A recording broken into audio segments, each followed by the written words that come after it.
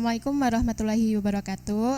Selamat datang teman-teman semua di podcast OSDI 2022.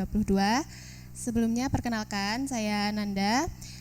Saya ini insya Allah hari ini untuk selaku moderator podcast OSDI kali ini.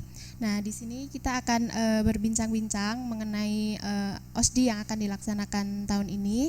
Nah, di sini sih kita sudah ada narasumber luar biasa kita. Di sini sudah ada Mas Ahsan.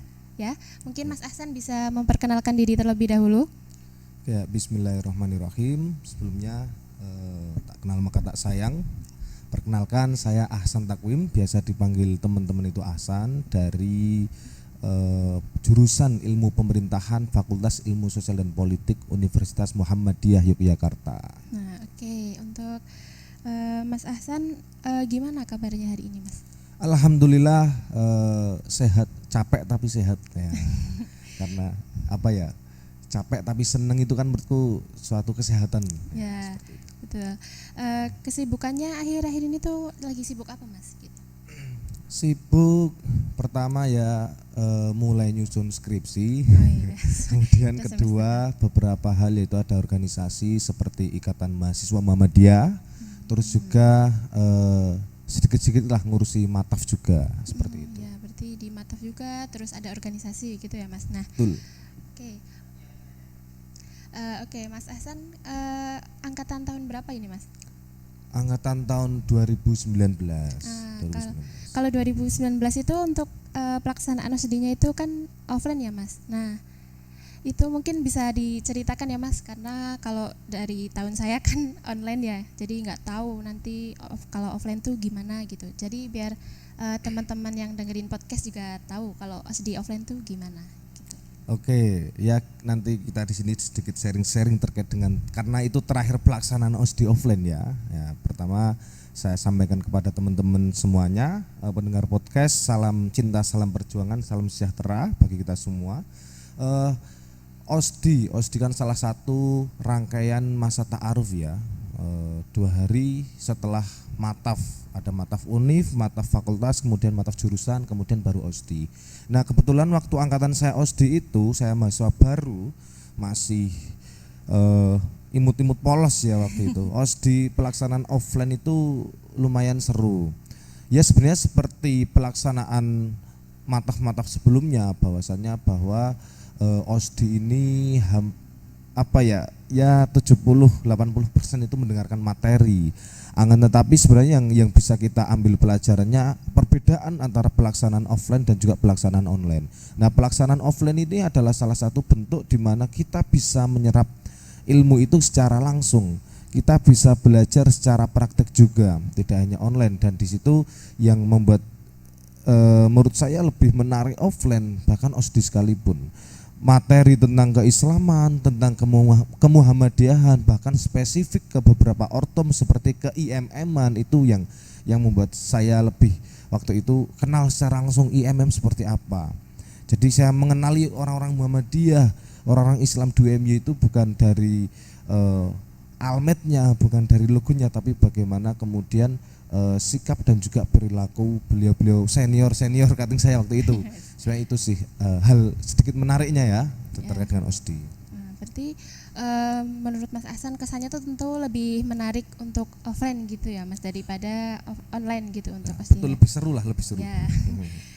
Mungkin bisa kalau tadi sudah diceritakan oleh Mas Ahsan gitu. Nah, sebenarnya penting nggak sih, Mas, untuk ikut OSDI gitu? Keharusan. Bagi saya keharusan. Pertama apa? Pertama kita sudah terdaftar dan kita sudah menjadi mahasiswa Universitas Muhammadiyah Yogyakarta secara langsung sebenarnya secara langsung, tapi ini kadang tidak disadari oleh mahasiswa perguruan tinggi Muhammadiyah ataupun Aisyah. Secara kita tidak langsung secara langsung itu sebenarnya kita merupakan kader Muhammadiyah di situ, kan mahasiswa Muhammadiyah. Sehingga kita juga harus mengenal, kita tidak hanya mengenal UMY sebagai perguruan tinggi swasta ataupun perguruan tinggi di Indonesia, tapi juga mengenal bagaimana organisasi ataupun bendera yang menaungi UMY ini, yaitu bendera Muhammadiyah. Dan juga ini kan kampus Islam ya, unggul Islami, kita juga harus mengenal Islam sebagaimana mestinya, seperti itu. Oke, tadi Mas Ahsan juga sudah menyampaikan ya mengikuti organisasi MM gitu. Apa ada organisasi lain mungkin Mas? Eh, Banyak yang sudah purna sebenarnya, banyak yang sudah purna karena memang orientasi saya secara pribadi untuk di akhir masa-masa akademik ya itu untuk meminimalisir organisasi, karena juga tidak hanya organisasi di kampus saja tapi juga di luar kampus juga beberapa saya ikuti. Tapi untuk tahun ini saya fokus ke IMM saja mungkin. Oke, nah mungkin kan dari teman-teman yang mendengarkan podcast ini kan belum tahu nih Mas kalau IMM tuh apa, terus kegiatannya apa, mungkin bisa diceritakan sedikit tentang IMM gitu. Oke, IMM, Ya. Ikatan Mahasiswa Muhammadiyah, ini merupakan pertama yang harus saya sampaikan adalah organisasi otonom Muhammadiyah. Jadi secara kedudukan nanti teman-teman akan juga paham IMM seperti apa, dan juga IMM ini salah satu organisasi internal yang di Universitas Muhammadiyah Yogyakarta. Nah, kemudian IMM ini itu ranah geraknya itu yaitu pergerakan dan juga pengkaderan. Maka dari itu salah satu alasan saya masuk IMM adalah saya ini mahasiswa Muhammadiyah, akan kurang lengkap kalau saya tidak masuk Ikatan Mahasiswa Muhammadiyah. Sesimpel itu sebenarnya. Dan ternyata selama berproses hampir 3 tahun ini ya, dari kader awal sampai saya kader pimpinan di IMM Visipol terkhusus, itu banyak sekali pelajaran yang bisa saya ambil, baik dari kegiatan ataupun agenda-agenda, terutama hal paling menarik di komisariat saya itu adalah terkait dengan agenda intelektualnya, belajar keilmuannya, itu yang membuat saya sampai sekarang itu menjadi sejauh ini. Jadi banyak hal yang saya tidak dapatkan di bangku kuliah, tapi saya banyak mendapatkan hal yang di organisasi, terutama di IMM seperti itu. Jadi menarik kok, seru, orang-orangnya seru. Kalau ketika saya orang Jogja ngomong Jogja itu istimewa, IMM itu istimewa juga, seperti itu. Oke. Nah, jadi buat teman-teman nih yang mungkin dari Visipol gitu ya. Nah, kalau mau lebih tahu tentang IMM gitu nanti nih bisa nanti menghubungi ke Mas Ahsan gitu ya Mas ya. Betul sekali. Oke, nanti akan disambut nih sama Mas Ahsan ya di MM gitu. Nah, Mas, untuk tema OSDI tahun ini yang 2022 itu kan ada membangun generasi unggul yang cerdas menuju muslim berkualitas. Nah, menurut Mas Ahsan sendiri mengenai tema itu gimana?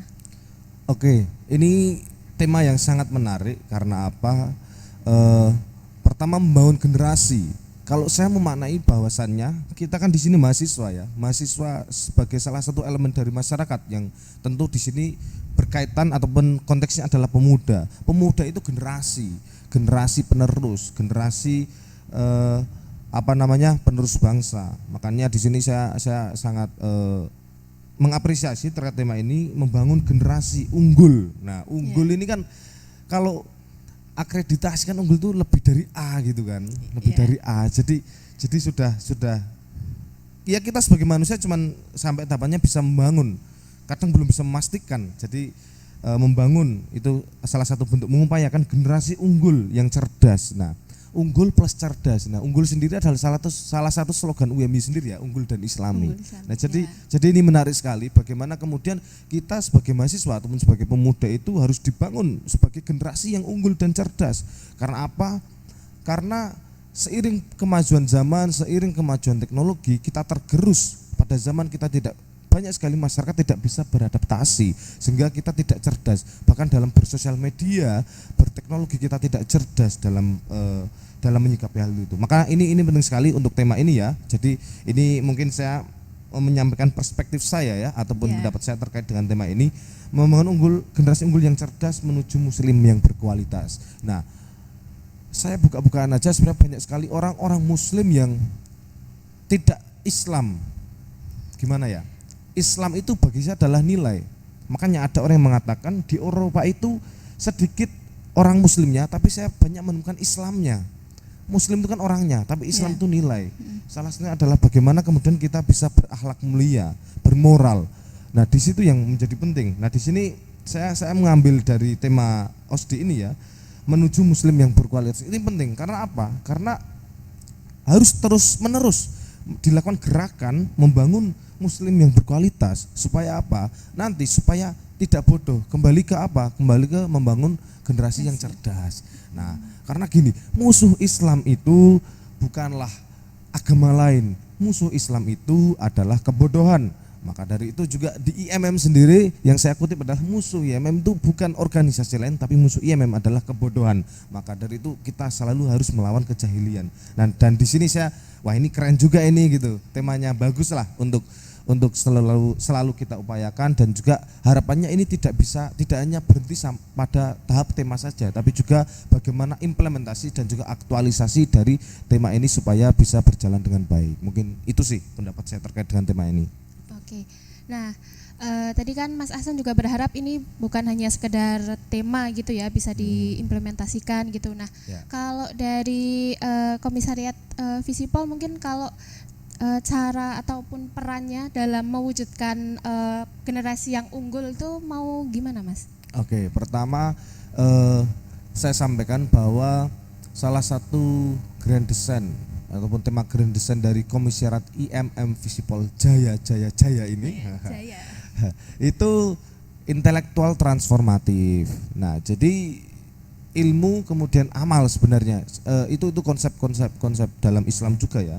Jadi salah satu maunya adalah kita membuat sendiri yaitu wadah-wadah keilmuan dengan diskusi, kemudian dengan agenda prakteknya seperti apa. Tentu kita sesuaikan dengan disiplin ilmu yang berada di Visipol. Nah, di Visipol itu kan disiplin ilmunya itu sosial politik ya. Mungkin juga agak nyerempet ke bidang hukum juga lah sedikit tapi. Nah, di situ kami IMM Visipol mengadakan wadah-wadah diskusi yang tidak hanya teruntuk kader IMM saja, tapi juga beberapa agenda kita itu terbuka untuk umum. Jadi semua kalangan bisa mengikuti agenda ini. Jadi wadah intelektual, diskusi, kemudian respon isu terkait dengan sosial dan juga isu politik itulah. Dan itu tujuannya apa? Untuk memantik nalar kritis. Kan jangan sampai kemudian kita mahasiswa itu menjadi gelembung-gelembung di air saja. Yang ketika ada angin sedikit kita ngikut, kita ngalir, tidak seperti itu. Kita harus menjadi mahasiswa, harus bisa mengambil peran dan juga bisa menjadi agent of change ya. Seperti itulah. Itu mungkin wadah-wadah intelektual, wadah-wadah keilmuan yang kita lakukan, yang kita maksimalkan di situ. Nah, oke. Mungkin bisa disampaikan Mas, ini untuk teman-teman yang lagi dengerin podcast kan pasti akan ada ya yang ikut IMM gitu, nanti gabung ke Visipol gitu kan. Nah, mungkin bisa disampaikan harapannya untuk teman-teman yang baru masuk tuh harus bagaimana gitu harapannya.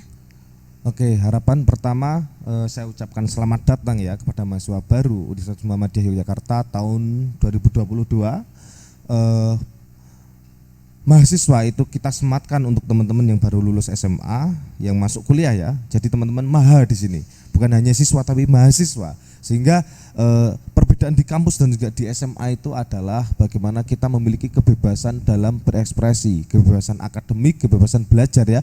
Kita kalau di SMA kan diatur guru harus seperti ini, tapi di kuliah enggak, kita mencari sendiri. Dan salah satu solusinya untuk teman-teman menjadi mahasiswa yang berkualitas, yang unggul, cerdas dan muslim berkualitas itu salah satunya adalah masuk organisasi Ikatan Mahasiswa Muhammadiyah. Karena apa? Karena di dalam IMM itu ada 3 nilai yang harus dimiliki oleh kader IMM, yaitu ada nilai religiusitas, kemudian intelektualitas dan juga humanitas. Sehingga landasan pertama adalah religiusitas. Jadi bagaimana kita harus memiliki nilai-nilai Islam. Kemudian kedua nilai intelektualitas, yang dimana kita harus berilmu, cerdas. Sehingga kalau saya selalu sampaikan kepada anak-anak yang lain, berpikirlah sebelum berbicara, berpikirlah sebelum bertindak. Nah, di IMM insya Allah akan didapatkan itu. Dan terakhir ada humanitas, yang dimana kita di sini esensinya sebagai makhluk sosial bermasyarakat, kita harus memiliki nilai humanis. Kita harus memiliki nilai jiwa sosial yang tinggi, dan itu adalah bentuk implementasi dari beberapa nilai yang ada di IMM. Jadi semangat, selamat, pokoknya cari jati diri teman-teman.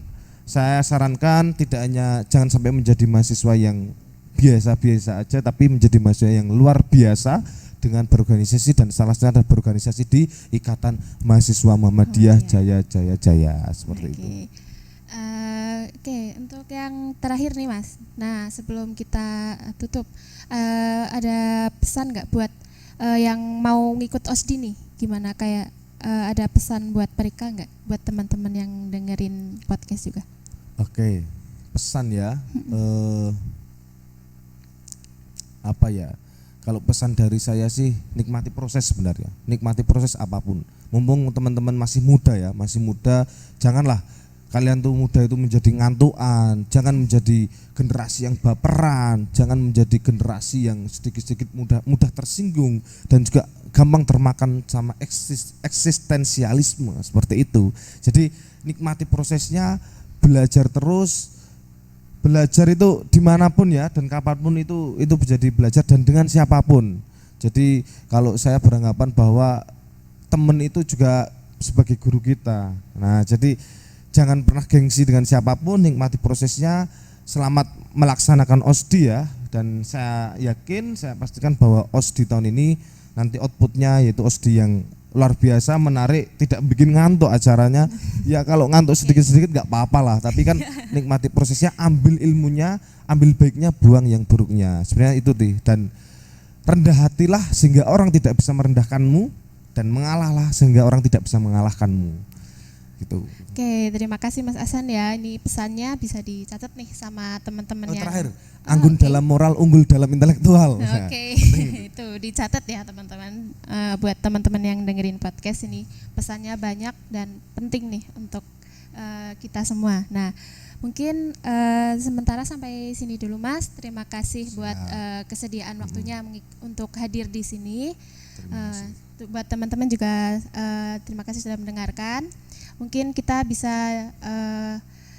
bertemu lagi di podcast OSDI 2022 yang selanjutnya. Mungkin seperti itu. Terima kasih. Billahi fisabilil haq fastabiqul khairat. Wassalamualaikum warahmatullahi wabarakatuh. Waalaikumsalam warahmatullahi wabarakatuh. Terima kasih ya.